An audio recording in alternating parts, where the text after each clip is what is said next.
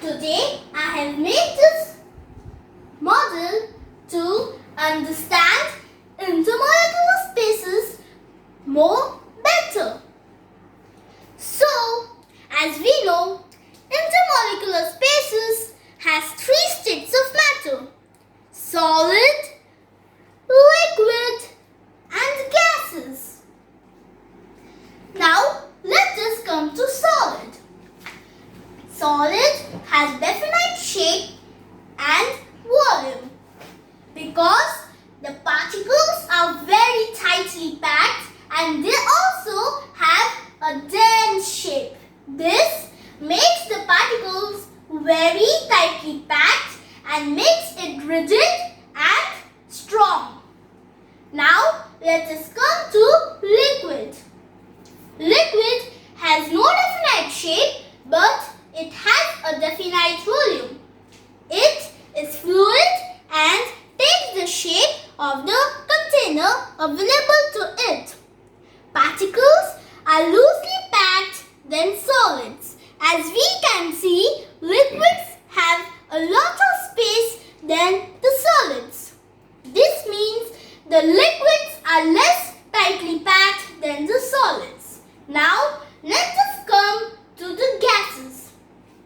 As we can see, gases have no definite shape nor volume, but the particles are very loosely packed. This makes them fluid and they can move anywhere in the air.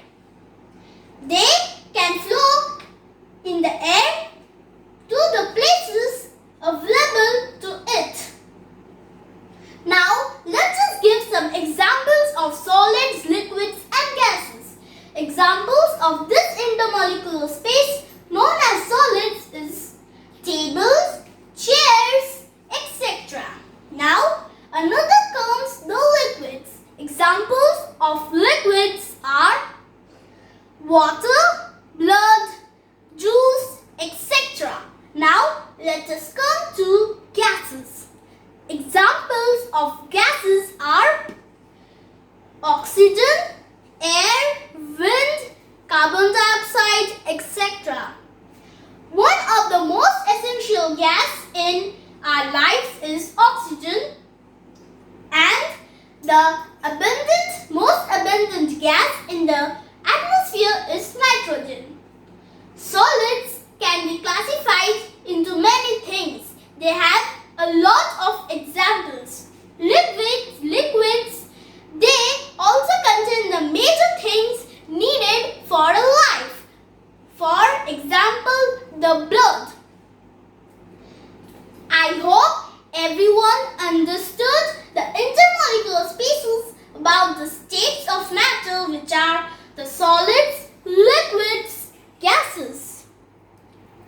Now, I hope everyone understood my model